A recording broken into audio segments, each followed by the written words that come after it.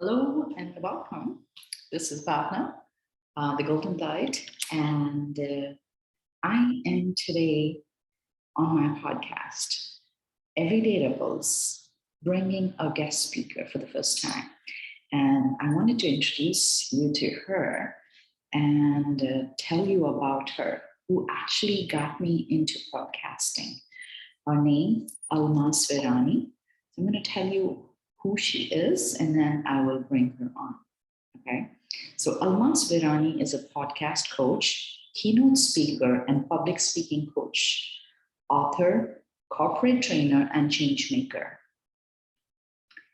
Let me tell you more.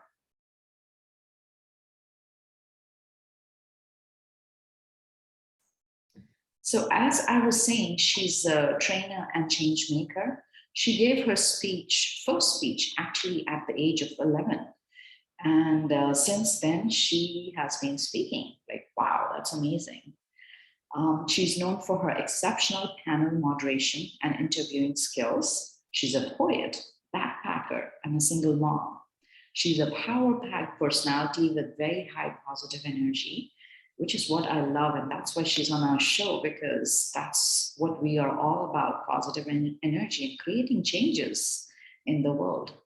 With a long career in corporate training, she has trained and coached more than 35,000 people across several organizations.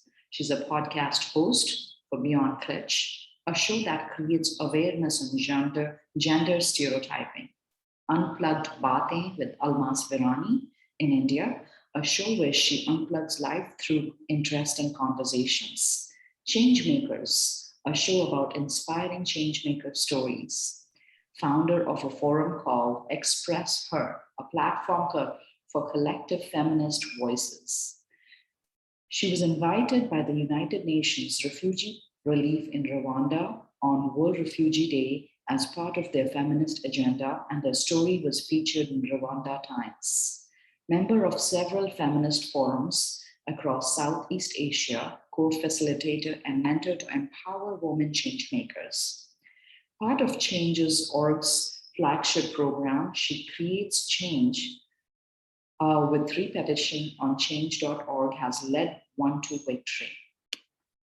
Her recent book published, Changemakers, features 11 powerful stories of Indian women who brought changes in the world through their petitions on change.org. This book was launched by Javed Akhtar, world-renowned, he is world-renowned writer, and Nandita Das, she is an actress, Indian actress, Chef Ranveer Brar, amidst extensive media coverage. She's a public speaking coach who works with influencers and VIPs to help them improve stage presence. Heavily covered by media and news, she is a powerful brand. She's also the founder of a Ninja Podcasters program that helps you launch, scale, and grow your podcast from scratch. So, Almas Virani, and I just want to introduce you all to her. She is here, and welcome, Almas. I am so excited to have you here on my show and honored. And so tell me a little bit about your book, and then we'll talk and delve into your journey, because this looks such an interesting thing. And Yeah, so I am super excited as well, Bhavna. It's so good to see your journey as a podcaster and to be here. I mean, really happy. And I love your show. It's about ripples, everyday ripples, right? And that's what life is about. So I'm equally excited to be here. Yeah, I recently launched my book. I'm a published author, and it kind yay! of feels nice, yay, every time I say that, right? And I always say this, that this book has had its own destiny, and it's kind of carved out its own path, because there's such a collective energy and force in the book. We're talking about 11 powerful women that actually created powerful changes in the world out of nothing. ordinary citizens. They created a citizens movement, a collective citizens movement, and they've actually brought about changes. And it's really about their journey of how they were able to move beyond their own shadows into light and being the lamp to change the world. So yeah, it's a good book. Go read it, grab a copy, and I'm sure it's going to inspire people to bring about changes themselves. That is so wonderful because, this is what this show is all about, creating changes in the world, and stories inspire people. So how did you get this idea of writing this book? Okay, so actually, writing a book on women's stories was a long lost idea, which found me again. That's what That's what happened. So, like you introduced me, I also have this forum called Express Her, and Express Her was actually a venture that I launched, and it was basically to bring women under one forum to have a collective feminist movement. I wanted to launch like a Facebook lookalike for women, but for women that actually wanted to bring changes in the world. Now, a part of that business was Express Her Stories. That was part of my vision. I wanted to do Express Her Stories, but I wanted to actually publish women's stories. But, to cut a long story short, that didn't happen, but Destiny had other plans. So that came back at some point in time in my life, and a fellow change maker picked up the phone all of a sudden and said, "Hey Almaz, I have this lovely idea. You should totally do a book on women change makers from the She Creates Change program."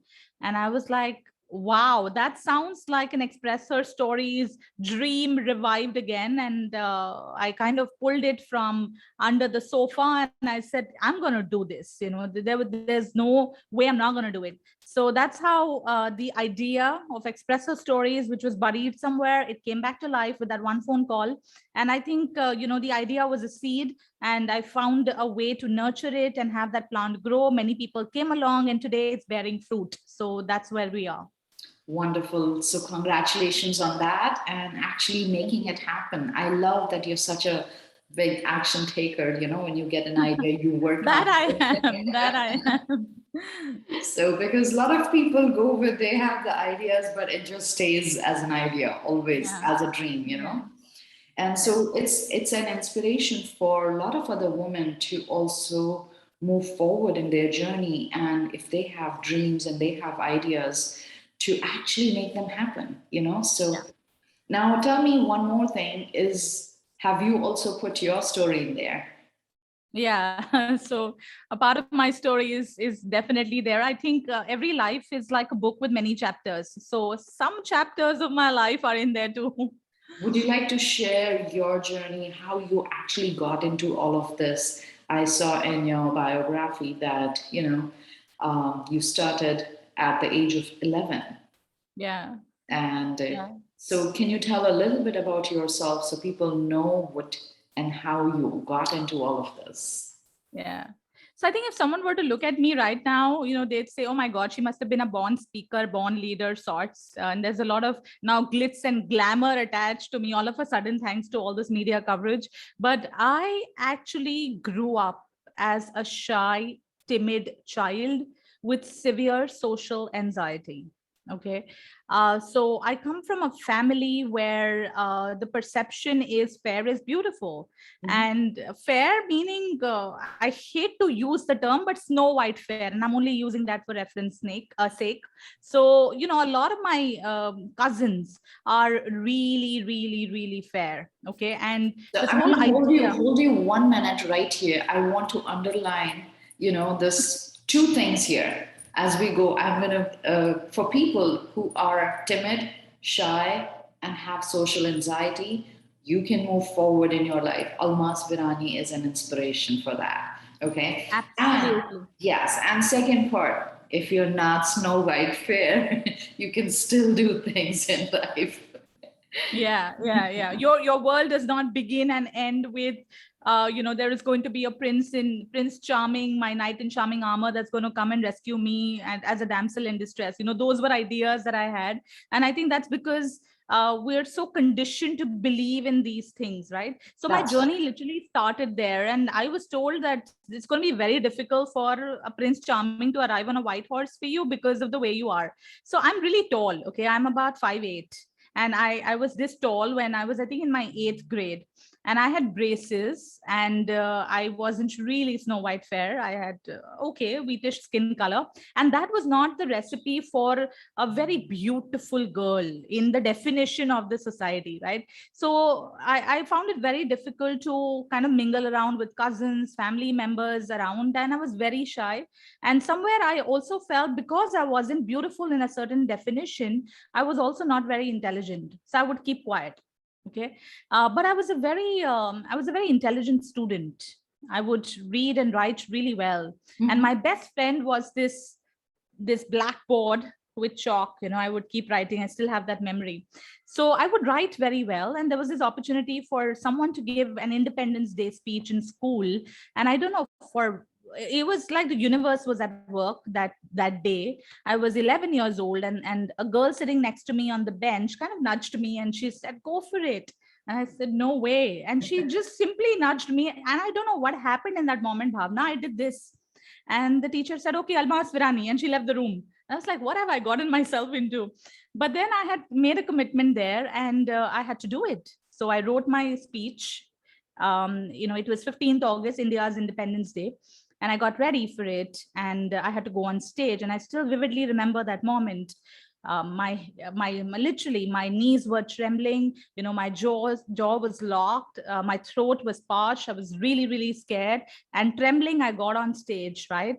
And I looked at the mic for the first time. And the moment I said hello is when I realized I had a connection there. There was something different about that space, with me talking in the mic. And I gave my first speech. And the moment I kind of ended the speech, 500 students in the audience actually clapped. And that was the loudest appreciation, Bhavna, that I'd heard for myself. This so-called ugly duckling had heard the loudest appreciation ever. And something cracked open within me. It was like an eagle almost cracked open that day, and she wanted to fly. So that's where my journey started. Okay. And after that, there was no looking back. So I kind of became the designated speaker for a lot of debates, inter-school, intra-school, inter-college, intra-college. Then I went on to being a radio jockey for a while for a music store. I also did a lot of stand-up events, and then I moved into corporate training. So the mic became my companion, and life's a full circle. So I came back to podcasting, and I'm empowering people to do that. So it's not been easy, Bhavna, because like you said, if you have social anxiety, if you struggle to talk, doesn't mean it cannot happen. It's a skill. I put in hours learning the skill as a child. And, I literally put myself in the swimming pool and I would drown, but I would still stand up and swim again. So I think that's what helped me. So this is good to know, because a lot of, youth all around the world. I live in America and you are in India. So I have seen youth in America as well as in India who struggle with social anxiety, because they're so much into the electronics. For them to actually open up and meet people, that creates social anxiety. So it's very nice to hear that a person with social anxiety can also empower people, because they only believe they cannot do anything. Right. Absolutely. So that thought is like, I can't do anything. I think this is a powerful thing for, you coming out with the story of that little girl. And, I actually was thinking like eagle, and I was like, it's like Phoenix. You took and became a Phoenix, and, Phoenix has arisen. And so that is so nice. And then tell us how, now that you are empowering women and other people, how is that for you? What do you get out of that? Like, is there, do you get empowered, or do you feel happy? Like, what led you to continue doing this work? So I had never really, I didn't dream of being this change maker, activist, feminist. No. I mean, I didn't even know what feminism was, if a word like that existed, for a very long time in my life. Okay. But there were some circumstances that happened in my life. Some chapters, like I said, my life is a book and so is yours. And we have some chapters, and some of the most interesting chapters of my life were not very easy on my soul, Bhavna. Okay. and they were not easy on me as a woman. Would you like to share a little bit about? So I went through a divorce, okay, and see, it's never an easy situation for anyone. For both partners, it is a tough journey, when you're separating. But what happens, especially in an Indian context, is there are a lot of fingers that are specifically pointed at a woman. Yes. In that situation, there's a lot of taboo around divorce as such, right? And a lot of people could not really understand why I was taking the decision that I was taking, right? And what was really happening to me. They all meant well for me, Bhavna, but the thing is that I would say that patriarchy has conditioned all of us, and some people even more, and therefore they're not really able to understand why people do what they do. So this entire episode of my life was a soul searching experience, okay? And what happened at this point in time is I started seeking a lot of answers. Why is it that I'm being told this because I'm a woman? Why is it that I'm being perceived in a certain manner? Is it only because I'm a woman? How much of this is true? How many, I mean, there's so many labels around this situation. How much of it is true, and why is it happening? So I started studying, right? So I started educating myself. And that Did is you, what led at me to. that point in time, did you go in a depression, or you never went into that? Like people, when they go through this phase, I've helped a lot of women with divorce when they are going through divorce or they've gone through that. So they go into the depression of, my life has come to an end. And so did you also go through that? Oh, yes, I have struggled immensely. And I think there's nothing to hide. If, in fact, if you read the chapters of my book, I have acknowledged my life coach and my therapist as well. I think it's very important to work on yourself, right? Mental health is extremely important. And we are humans. And I think it is the stronger ones that are actually, strong enough to say that I have a problem. Please help me. I didn't want to be in denial, Bhavna. I had a Yes. son to raise. I wanted to ensure that I give him a happy childhood. And it's not an easy journey even today. I struggle. So, and there's I love nothing that. wrong about talking Yes. about it. I love the fact that you said that you were not in denial, because so many people actually go in denial when they go in, into a circumstance in their life, and they never accept that they are, in pain or they need help. They're always in, and so that even if they continue their life, they are miserable because they're not able to see that they need help. So I love Yeah. that fact that you accepted that you needed help and you went forward, Yeah. you know. Yeah. I got onto a spiritual journey at that point in time. So this entire study of feminism and the spiritual journey is all happening parallelly. Okay, while my divorce is happening and there's so much drama happening in my life, but I think this is what helped me, right? And there are different stages of grief, right? And it all starts with anger. So I was this angry young woman who wanted to bash every angry young man. And I didn't understand why were men allowed to be angry and women were not allowed to be angry. So I went back and I did a whole lot of study around this, and it started wrong. Okay. And then I realized that it's not the man's fault. The man himself is a victim of the patriarchal construct of the society. It's patriarchy that's a problem. It's not the man. The man is equally struggling. We're telling the man, don't cry. I mean, he's a human being, for crying Right. out loud. So I did a lot of study, and that's how I kind of had this explosion of energy, and that's where Expressor as an idea was formed. Okay, so I wanted to bring a collective force of women to support each other. Also, because at that point in time, Bhavna, for some reason, I had a lot of women supporting me. That's so So I nice. felt like, women across the world could support each other on multiple levels. Why not? So that is where the seed of this whole Expressor as an idea was born. And also I wanted to plunge into entrepreneurship. I took a course, an entrepreneurship course, and that's how it all started. So your question really was what do I feel, when I'm sort of trying to help women? I think I see, sometimes I see a broken part of myself in some of these women, Mm-hmm. right, that are also struggling to find themselves. Sometimes I kind of want to also help them understand that they are worthy, right?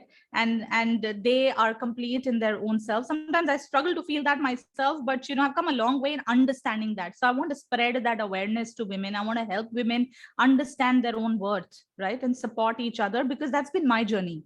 So I kind of feel that I'm ready to spread this light, and that's why I feel so connected. That is so nice, because just the part to know that, and to know for a woman when they are at their lowest point, that they are worthy, because they don't even believe in themselves at that time, you know. Yeah. But I think that's the way, sometimes when you hear stories, somebody else's story where they have gone through worse situation, and or they connect themselves with that situation, can empower them and inspire them to come out of it and be like, okay, if she feels she's worthy, I can do it too, so Absolutely. Yeah. exactly. And so this is such a powerful thing, because I teach workshops on that.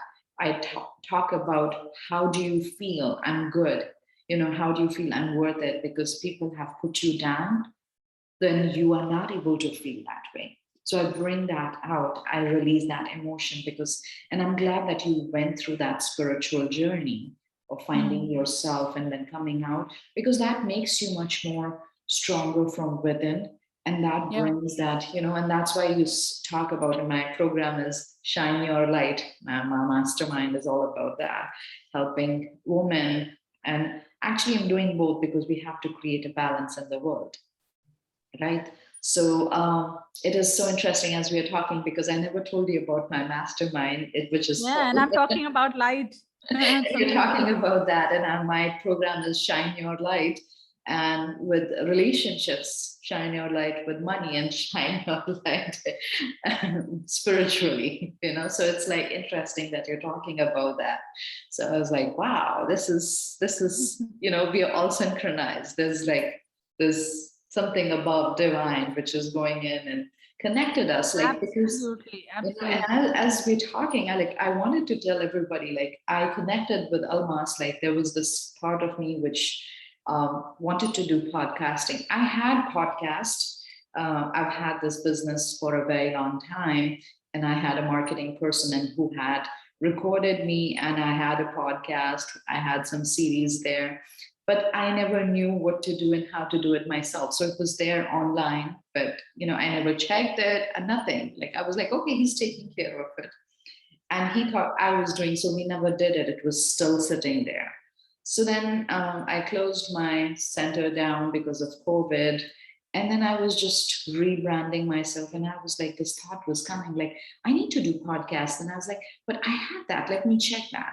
And then when I went back, that did not align with me, because I was rebranding. I was like, I need to do it myself and know everything myself. And I was trying to find, and I put it out on Facebook, and a couple of people reached me, and I was I spoke with a couple of people, interviewed them, and then you reached out and I spoke with you, and boom, it was like that. We just connect, and I was like, she's the one. I'm going to connect with her. I'm going to do it And her. I think you were almost a last minute participant, and look where Yes. we are I today. mean, you were just Some things are just starting, and meant to I think you'd already done one class, and then I jumped on. And I'm so glad you reached out, because I mean, you could have be like, I'll join you in the next program, but you were like, I'm starting. You want to join in? I was like, sure, I would jump in. And that was an eye opener in how easy, and I just love doing it. Like, I realized how much easy it is. It's like, and you made it sound so easy. So I was like, I'm just loving doing it. And so this is like my first interviewing somebody else. I've been interviewed by so many people, but I'm excited that be. Is I'm it fun? interviewing you. Are you enjoying this right now? I am. I'm like absolutely enjoying this. That's the power of podcasting. You can just be yourself. You don't have to really worry about judgments and how you're looking, etc. It's just fun. So in Yeah. fact, the book came out now, but my journey of really expressing myself started with a podcast. It's a very powerful medium And to really tell us express about yourself. what's the name of your podcast? The So people podcast can check that it out. Yeah. What the is one on gender stereotypes, which I started with, it's called Beyond Cliche. okay? Yeah. And it is about people that have actually broken gender stereotypes. So my Wonderful. podcast was about my purpose, my cause, my activism, and that's where it all started. And it just helped me get my message across in the world and see where it is today. I mean, podcasting is genuinely a very powerful medium and an easy medium too. That's nice. That's good to know because I have started and I remember sharing it with you. One day I was so excited and I tried GarageBand and I spoke on that for, I think, 40 minutes. And I was like, yay, this is so good. And I love the content I was talking because when you go into it and you just, unfortunately, I forgot to press the record button. And I was like, oh my God. Because See, podcasting is easy as long as you press the record button. yeah, exactly. That was my first time trying the GarageBand. So I had pressed the mic, but I didn't realize I had to press the record too. So there were different buttons there. So I was like, okay, it's a learning curve. It'll come Nature again. has its own way of teaching us things through experiences. Yes. But tell us, so you are also a single mom. Yeah. So how's that journey been with you? Oh, wow. Okay. So it's quite a journey. Okay. It is quite a journey because you have to earn your bread and bake it too. Right. And you got to do it every day, week on week, month after month, and now for me, year after year. Right. And it does get tiring, Bhavna. It's tiring, it's physically exhausting, and also at the same time you kind of feel it's a huge responsibility because you feel guilty at times. So if I'm not able to give my son enough time, I feel guilty. If I kind of slip up a little bit somewhere as a mother, I feel guilty. So I think guilt comes along with that sometimes. The other thing, the flip side of this whole thing is he's also my strength, my biggest strength. The reason I am able to get up, dress up, show up, get up and move, even on the days where I was like a wreck mentally, I still had the courage and the strength to do that because of him. So it's a phenomenal journey. I think being a parent is very powerful. Yeah. But again, it's a huge responsibility. And kids are actually watching you. You can't tell a Right. child, don't shout when you're shouting yourself. So, Right. And so how does he look at your journey? How is he about that? so it's been, we've been together alone, I think, for about 5 years now. And I think we've grown together. So he is also a spiritual child. He's a very evolved child himself. And we've grown together in our journey. Okay. And the other day, in fact, he told me that you're not just a good mom, you're a great mom. And I don't think That's so anyone nice. could ask for a better mom than you. And I was like, wow, you made my day. So That's such I think a, that, yeah, yeah, I feel that for a mom is the biggest award, coming yeah, from, your own child and hearing that just yeah. makes life worth it. Yeah, definitely, definitely. So there is definitely a certain level of admiration that he has. Also, he understands, my struggles. I think I don't treat him really like a child. He's a friend. We have a lot of open conversations, and I think that really helps because I want him to know. Why should I hide? I want him to know that this is a day mama is not feeling too good. This is a day mama is facing a struggle. This is a day mama is getting up, standing up, and still showing up. This is a day mama has achieved something, and this is a day mama wants to teach you happiness. So there's it's an interesting journey where we are quite open with each other with a lot of things. So yeah, it's a beautiful journey, and I hope it gets better as time passes by. Wonderful, wonderful. Now I want to ask you as we wrap up, what would you like to tell the audience and how would you, give your 2 minute or something, where you can tell them if they go through a bad phase in life, how should they come out of it? What would be your inspiring sentence or something? Okay, that puts a lot of pressure on me. But anyway, I am no guru. Okay, I am no I'm guru. In putting fact, you my on the podcast. spot right now. So I am no guru. In fact, my podcast Unplugged Bate is to tell you that I'm an unplugged soul. I just decided to unplug from a lot of conditioning of the society and get on to a different path. Um, what I want to share is so synchronized with what you're doing, right? Because I truly believe in this whole in the power of light that we carry within us. Okay, so at the end of the day, we are souls full of light, but what happens is that light gets covered with a layer of shadow. Actually, I said the same thing in a podcast yesterday. And I feel like it's necessary to repeat it here because it's also in line with what you're doing, right? Shining in your Yes. own light. What does it mean? It means that all of us have a lot of light within us. We all have a purpose within us, right? We all have our own unique voice that needs to go out in the world, right? And I think what happens is it gets covered with layers of That's darkness. Mhm. It gets covered with layers of darkness, and this darkness is nothing but the conditioning of the mind. Right. And if you're able to sort of decode that and uncover the layers and get rid of the shadow, you're going to shine bright. And when you shine bright, you're definitely going to take that light out in the world and be a lamp for a lot of people. And that's easy to do. It's while I say it is easy to do, it's work. Okay, it's not impossible. There's work to do, but it is possible. It is possible. And after a point, it becomes easy because you're shining in your own light. So our job actually is to discover that light within. So I would encourage all of us to get on to that ugly journey of uncovering those layers Join and my take help from program so I can Bhavna. help Yeah, them. just take help. I'm not promoting your program. I I know I'm wasn't asked to not. do this. I'm just But saying. yeah, I wasn't asked to do this, by the way, but it's just the right thing to do, right? Because you can either live a life on autopilot, subconscious. You can lead a subconscious life on autopilot where you're just living, right? Or you could be totally aware and living, and that is possible. Yes, that's very well said because, you have to live your life and we go through emotions, we go through circumstances. Some put us down, others lift us. But it's within us, we all have a soul, and every soul comes with their own light, their own unique light. As I call myself the golden light, everybody has their own light, but some experiences, traumas can put out that light.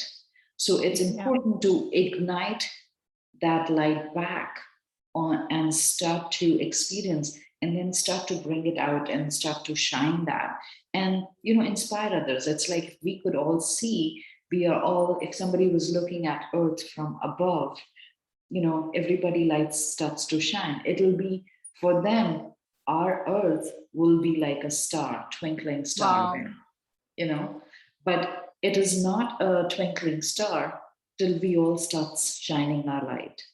Does that make sense? This Absolutely. is how I see it. Like if you look at the stars, that means there's a planet there where everybody, all the souls living in that planet, they have their light shining out, and that's how it's twinkling in the night. If we Yeah. all start shining, our planet will also start to twinkle. Beautiful. Now it's Beautiful. like, Very well said. you know so that's my big purpose, and it just totally aligns with what you're saying. Is like, that's why my goal is to make people aware they have their light, and I want to support that, and I want to be the torch for everybody's light, to bring that out, to see you are Yeah. so worth it, and you're so unique, and you're so beautiful. Yeah. Yeah. And there is nothing glamorous about this. Okay. It's a lot of work and it's Yes, daily it is. work. It is daily cleansing. It is daily work that you have to do. Exactly. And when I even go through, take people through that, because I do workshops and retreats, there are moments where I make you aware of the darkness or the trauma, bring it out. And I tell people when they come with me, I'm going to make you cry, but then I'm also going to make you laugh. I'm going to make you feel who you are. I'm going to make you dance. I'm going to make you like jump in ecstasy, or I might make you fall down to the ground and cry, or I do crazy things like I'll go hug a tree. Even when I come to India, with my retreats, I'll go hug a big, huge tree. I'll see it on the street, and people know that, okay, she can do that. Oh, tree hugger is actually a thing. I mean, Yes. it's And the I think people. I'm one of the biggest tree huggers. I go anywhere I go, I see a big, huge tree. I have to hug it. And, Wow, you the know, huge force of life there, isn't it? it is. It's amazing how, you can feel that. And actually, it's like, they are so grounded. I feel the big, huge trees, they're so grounded. When you hug them, it's like sort of they bring their light into you and hug you back with that light. So when I Wow. am one with that, I feel that light of that tree coming in and supporting me and grounding me back into Mother Earth to help me shine my own light. So, Wow. and then I can go out and, shine my light to support others. So with this, thank you, I'm Alman. feeling illuminated, Bhavna. I'm just going to give you a virtual hug. Yeah, for sure. And, hopefully one day we will meet soon. But until then, keep shining your light, keep talking, doing this wonderful work you are doing, and empowering, inspiring women all across the border, and letting them shine, be who they are, and bring their voices out, because that is so important. And it's interesting. I just want to even acknowledge that part. Like when I was on your program and I heard so many others, podcasters, I listened to their podcast. It was so nice to see that their journey as well and their stories. And some of them are still in touch. And I just love hearing that. I'm like, this is so beautiful, inspiring. And everybody is all from different backgrounds and different stories. It's a beautiful thing. So thank you very much for doing this. I Thank you. so Thank you, Bhavna. and I'm that's why I wanted to so happy. start the interviews. I was like, no, nothing better than starting with you, because I know it's going to go rock. Thank you so much. I feel so, grateful. so thank you for coming on my show, accepting, and I'm honored. And just love the work you're doing and continue doing that. Namaste. Yes. Same goes for you. Take care. Namaste. Namaste.